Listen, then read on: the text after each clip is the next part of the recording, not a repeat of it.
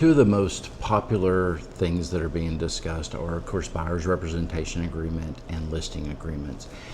If I'm listing your house for you, then my fiduciary is to you as the seller.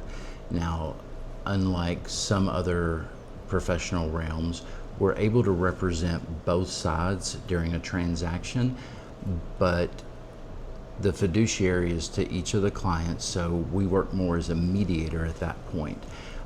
We can only, as a listing agent, the only thing you can discuss with a buyer that you're representing that's interested in your listing is the price that it's listed at, what the agreement is with the seller. And conversely, when the buyer is ready to make an offer, a listing agent, if a buyer were to ask the listing agent who's representing them as a buyer's agent what they should offer, the only number that we can discuss is the current list price. So they determine, we can provide them with comps and everything else. They determine how much they want to offer. That offer is presented to the seller. At that point, if the seller were to say, so just for an example, we have a $600,000 listing, a buyer's offered $550,000, the seller says, what should I go back at as a counter? Well, we don't advise the seller at that point.